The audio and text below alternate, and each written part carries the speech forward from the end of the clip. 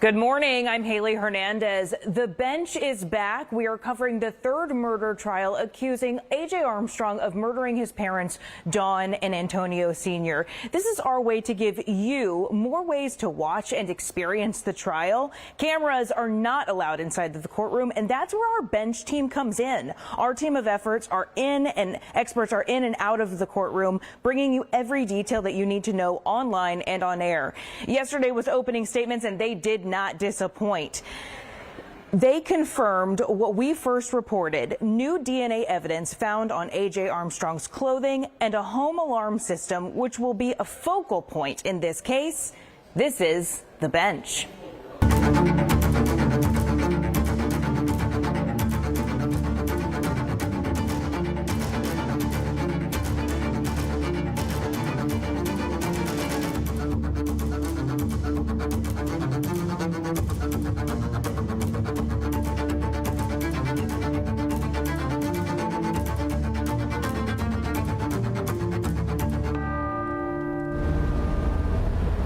Good morning to you. We are live downtown. This is day 2 of the AJ Armstrong trial number 3, that is. We've already heard from 3 witnesses. We're going to get into all of that. We do have a lot to talk about because a lot happened during day 1, including opening statements. That's what we want to get started with. Just to reset it real quickly, we know you heard it and we know you know, but this is the young man who back in 2016 was accused of murdering his parents in the family home. He has had 2 trials. This is now a 3rd trial. The first 2 ended in a hung jury. What struck you guys from yesterday? I thought that John Jordan, the prosecutor, had a super strong opening statement. Yeah, I agree. He really brought the story alive to the jury in terms of how the state sees this case. And then he kind of just laid out succinctly the facts that they deemed are very important that's going to help them prove their case. So he delivered, and we anticipated that he was going to do just that. So he did not disappoint. Rowan, have any thoughts about Mr. Jordan's efforts yesterday? I think he tells a concise story. He said from the beginning to where we are currently now. And if we move back one of these things, it's a good quote from Jordan when he was speaking directly to the the jurors. They're kind of talking to them a little bit about what the evidence will show ultimately. I believe it's this last one here where if Joel, if you want to read that, I think that's a really good important thing. These are all quotes from the opening statement from Mr. Jordan, and this one is Ryan and I. Ryan is his sort of co-counsel. Correct. Ryan and I are confident you won't know why he killed his parents, but you will know he killed his parents. It's not an absolute necessity to prove motive, is No, it? It's not. In fact, it's not a necessity to prove motive. The law does not require you to prove motive. You only need to prove the elements of the actual offense. And here the elements are: did you intentionally and knowingly cause the death of Antonio Armstrong Sr. and Dawn Armstrong? That is all they have to prove on a date certain and making sure that it's in Harris County. With that being said, it would appear to me at least that they are going out of their way to sort of establish some sort of motive so that jurors have an understanding. Well, why would a young man do something like that to his parents? And I think they are trying to lay that out. And they went a long way with those text messages yesterday, Rowan. And that's one of the first ones we have on there, which is another sticking point that we'll talk about throughout this trial, is the alarm system, whether it was actually working properly or if it was faulty, as the defense suggests. And this is what John Jordan said yesterday, reading off a text message between AJ and his mom, Dawn, where she said, AJ, the alarm doesn't lie, you lied, talking about the alarm might have been triggered when he snuck out the home to go see his girlfriend, now wife. And also particularly these sort of little caption, I guess he was using sort of little snippets and quotes to underline points. And it's sort of, he was trying to highlight sort of the strife that existed at that time in the family. He did, because although you do not have to prove motive, you're not required to prove motive, you forget, and you should not forget, that jurors are human beings at the end of the day. They're not machines. You can't put an algorithm inside of them and pop out a verdict. The human side of them they're going to want to know, well, why would a kid do such a drastic thing? And so that's why John Jordan went into these text messages. That's why he talked about the strife that existed between the parents and AJ Armstrong Jr. Now, the issue is going to be, though, can they connect those dots? Because remember, we're talking about a 16-year-old boy. And one of the things that they cited was, well, he snuck out at night and got caught, and he lied about it.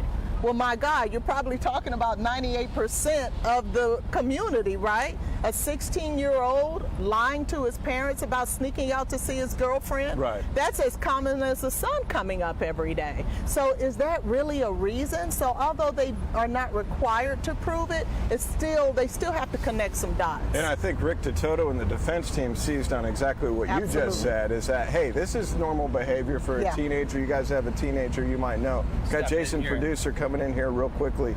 I'll take a second as Jason swaps out this high-tech graphic system we've got going here to tell you that on the bottom of your screen there you can see anatomy of a trial. We've put together a series of different videos, I mean more than a dozen for sure, in terms of understanding the terms that you may hear in court cases and understanding sort of identifying what certain motions are. I think it's sort of a helpful primer to understand things that are going on in court, which aren't always crystal clear, at least to me. Right.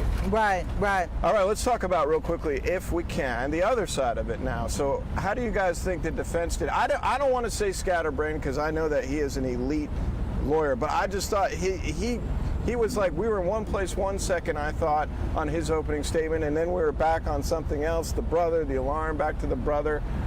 There was a lot packed in there, I thought. That's my read of it. And I wonder if that's a tactical thing, because later into the night I was thinking about it. If you put that idea into the juror's mind that all of this doesn't connect, it doesn't make sense, it can bring some doubt into their minds that, wait a minute, he did bring a lot of points, they weren't connecting, now I'm confused about what the prosecutors just told us early on. I don't know if it's a tactic, but that's what I thought about late into the night, if that was something he might have done on purpose. That's interesting. Well, you know, I think they have two totally different styles, right? You have John Jordan, who's charismatic and basically kind of tells you a story.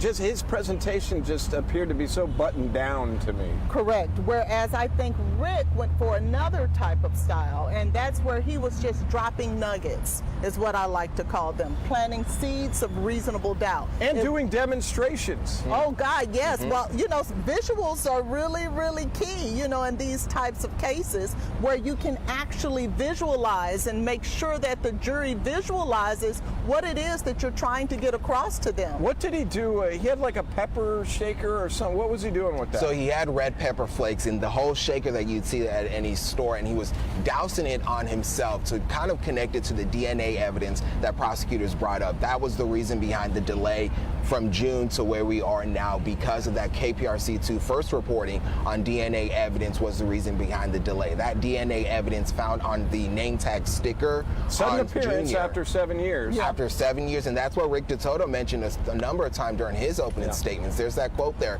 quote, for 7 years, there's been no evidence of anything for 7 years, and the days before trial, hey, we have this new evidence of DNA that we want to bring in, and that's why it was delayed, because the court didn't want to rush that testing. Exactly. And it was later determined that it was dried blood connected to Antonio Armstrong Sr. And it looks like it will play there, some sort of role in this trial, but Rick Toto, the defense attorney, lead defense attorney, doesn't seem that scared of that evidence. He doesn't. In fact, if you remember, prior to the trial actually commencing, Antonio Armstrong Jr., AJ Armstrong, was on the record stating, yes, I'm aware of this evidence and I'm fine with it coming in. Yeah. So the fact that they have made that solid decision to allow this evidence comes in lets you know that there's something else that we should be anticipating in terms of how they're going to make that make sense for the defense.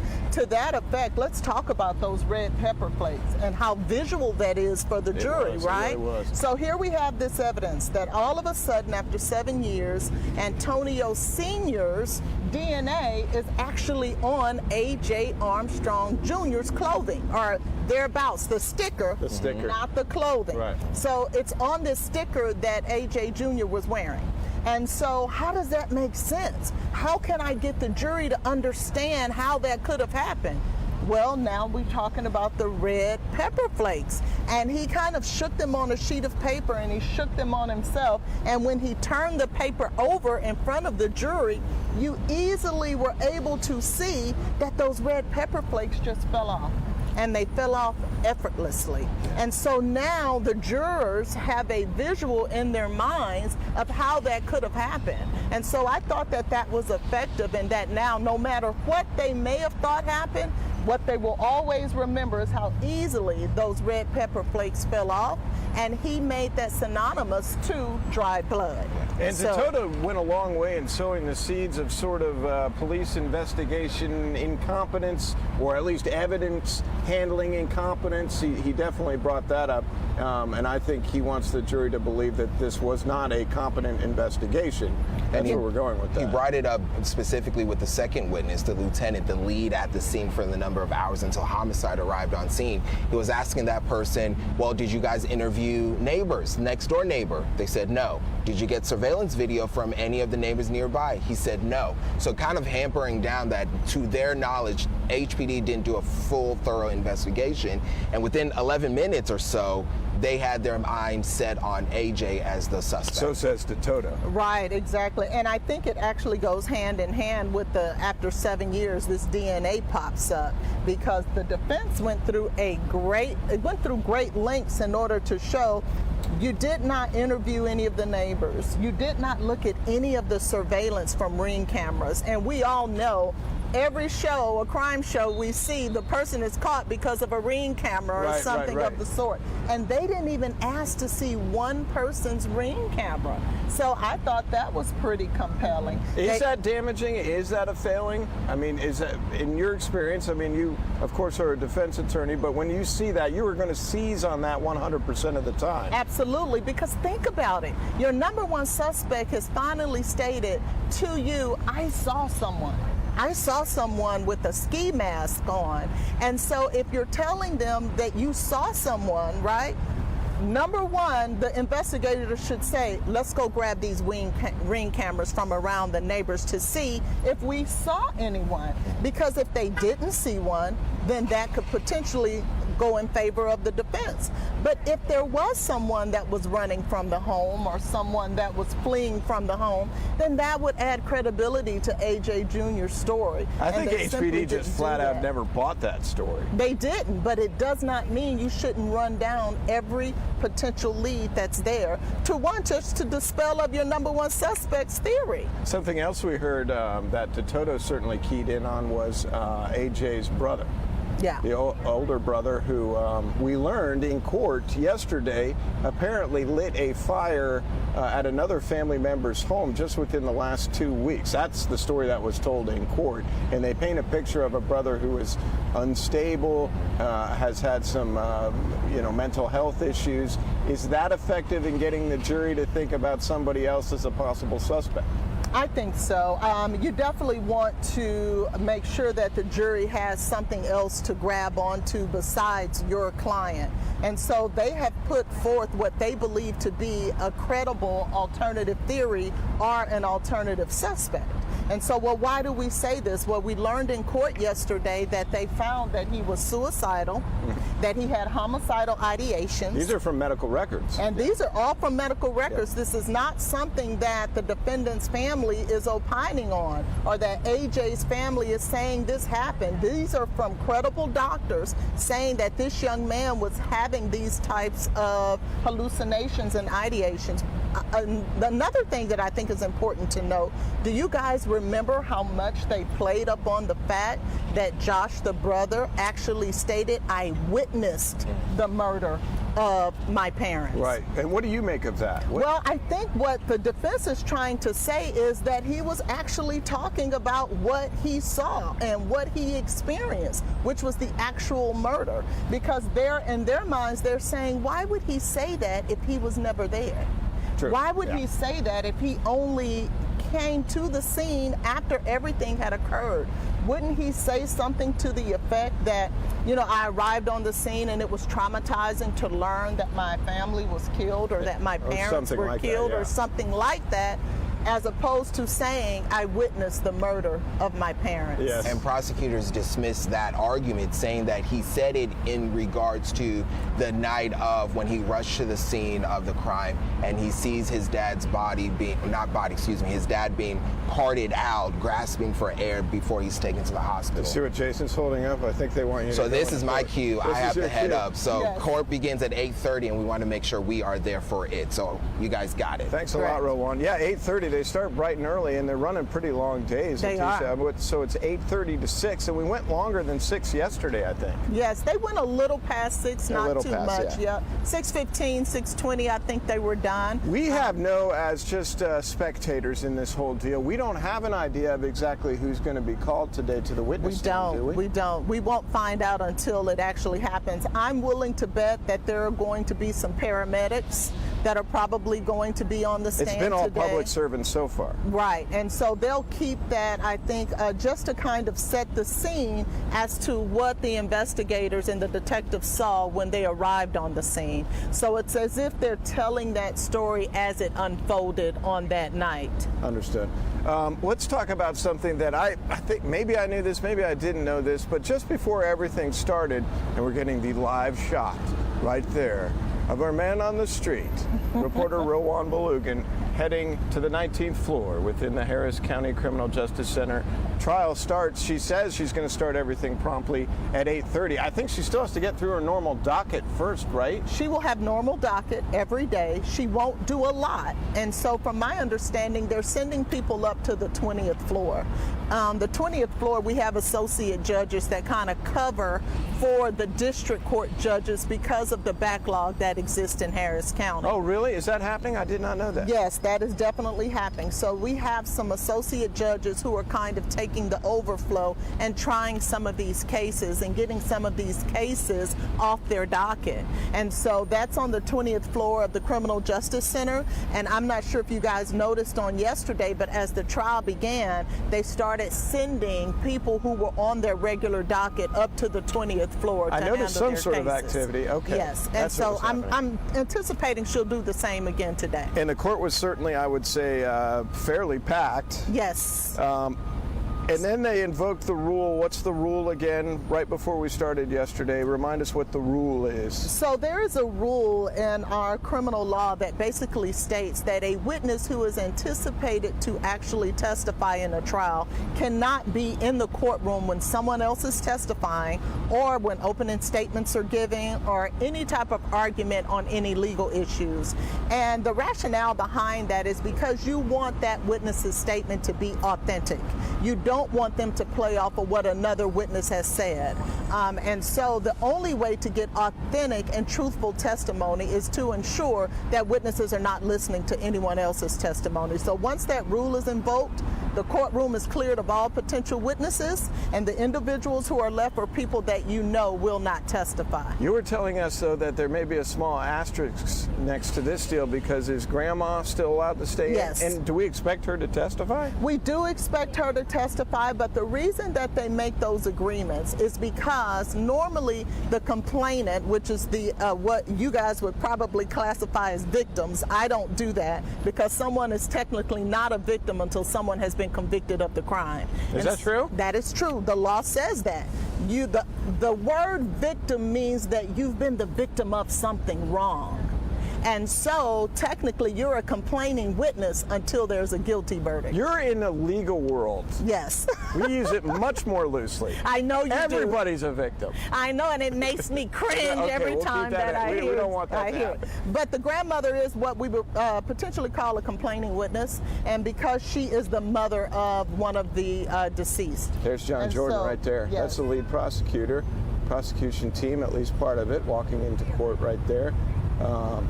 They're an organized team, it strikes me, and they're a hungry team, I would imagine, too, because they've got...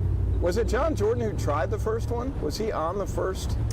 You know, I think they tried the second one, The not second the first one, yeah, one. they were Yes. definitely, because this is their third bite at the apple. And something that's been asked to me, and maybe you can educate me and us on this point, could they, if they kept getting hung juries, could they essentially keep trying him in perpetuity? Yes, they could. Really? They could. There is no law that says you can only try a person a certain number of times. I think there would be a community outrage if they were to spend money trying this case again, because there's a lot of money that goes into trying this case. You think about it, it's a 3-week-long capital murder trial. There are expenses associated with that. And so after the third time, if you're not able to get a conviction, I would hope that they would just concede to the fact they can't make this case. Yeah, you would think it would go that way, but you might have thought it would go that way after the second one. Let's talk about AJ's demeanor. He was in court yesterday, looked pretty sharp, I would say, was wearing sort of a grayish blue suit, nice tie, was organized, and to me seemed respectful in the little bit that we heard him addressing the court. And one of those moments I think you encapsulated pretty well when you talked about when he had to say whether he was guilty or not guilty. Can you tell us a little bit about that? Right. So every time a trial begins, the defendant has to be what we call arraigned in front of the jury. And that just basically means where the formal charges against him are read in their entirety. And he has to give a plea in front of the jury as to whether or not he's pleading guilty or not guilty. This is before anything really gets started. This is before anything gets started, because basically what it says to the jury is, this is why we're here. These are the allegations, and the defendant has stated he is not guilty of these charges. And so yesterday, when they arraigned AJ, I thought that the way he spoke about his strength, and what he is stating to everyone is that I didn't do this. And he said unequivocally, not guilty. Yeah. And I mean, he spoke up, and that's the only time that the jury will ever hear from AJ, I believe. Of course, he has the right to testify. He never has, though, has he? He never has, and I can't imagine why, if it was 8-4 for not guilty in the last trial. Why are you going to mess with that? Why would you mess with that? Yeah, because it is high risk when you put... Think about John Jordan and all of his experience and all of his intelligence as an attorney, as an experienced trial attorney, against this kid, AJ Armstrong. Yeah. I don't think that would be wise. Yeah, exactly. Yeah. A kid, he was a kid. He's a 23-year-old man now and has his own kid. Yeah. I always say kid because I'm in my 50s, so they're a kid to me. I'm in my 50s too. I'm right there with you. Can I... the night of, wait, I want to talk about real quickly, we haven't talked about the alarm. I wanted to talk about the alarm and the alarm expert. Yes. At some point during this trial, we're going to hear from an alarm.com higher up, and there's some debate, I know we've talked about it, as to whether this person qualifies as an expert or not. Correct. And explain to me one more time, and I know I'll have it, of why it matters if somebody is deemed an expert or not. The reason it matters is because an expert gets certain leeways that a lay witness would not, certain privileges. For example, we'll talk about one that we haven't talked about. Normally, hearsay is not admissible in trial, okay? That is an out-of-court statement. Normally, you can only talk about statements that are made in court unless it's the defendant, okay? There's certain exceptions to that. Where an expert is allowed to opine on hearsay. They're allowed to talk about hearsay because they're allowed to utilize hearsay in forming their opinion. So that's one privilege that an expert will get that a lay witness will not get. A lay witness can never talk about hearsay. Another is that that expert is able to opine on things. So in this instance, an alarm expert is able to give an opinion as to what he feels happened that night. Whether or not it was a faulty alarm system, whether or not there was some type of mistake in the alarm system as to why it didn't go off. That expert witness will be able to give opinions about that, where a layperson would only be able to talk factually. It didn't go off, and it had 77 errors for the month of June or July. Toto made a big deal about that. John Jordan objected. He did. By the way, he said, that's not true, or something like that. Yes. He blurted out in court. And then I think the judge said we're going to hear all the evidence coming up. Jason, a producer just off camera, has brought up an interesting point of, do you remember that cardboard cutout that Rick Toto used? A faceless cardboard cutout. Yes. Was that to represent the alarm person? I didn't really understand that whole deal. He had a cardboard cutout, somebody without a face. Yes. And he was talking about, was that the alarm.com representative? Yeah, he said if the alarm was a person, this would be it. And can you take that for true? I thought that he gave a lot of demonstrations yesterday. I was trying to keep up. For the jurors to be, I know. So now the jurors have illustrations in their minds as to how to visualize things. Is that effective, or can that be an overload, or what do you think about that? Well, let's unpack that and think about it, okay? So what he basically did is say, we're going to turn this alarm person into a witness. Not the person, I'm sorry, the alarm system, into a witness. And if a witness has lied to you 77 times, would you believe that witness? I got you. So now you're not just thinking that it's an alarm system. You're now treating this alarm system as an actual witness. And so if Rick DeToto delivers on that and shows that 77 times this alarm system gave faulty information, he's basically made that into a witness, and now the jurors are going to think to themselves, well, he's undermined now. Right. If a witness lies to me 77 times, why would I believe anything that witness had to say? True. So he equates that with the alarm system. See, that flew right over wise. my head yesterday in court. Yeah. I was like, why doesn't that have a face? Something else real quick I want to talk about. So we've heard from, I guess, 3, if you were to boil it down by category, we've heard from 3 public servants so far. That was what comprised yesterday, 2 HPDers and an HFD. These are all people who made the scene, what sounds like it was a fairly grisly scene. Why is it important? I was just curious as a bystander looking on, why was it so important to establish?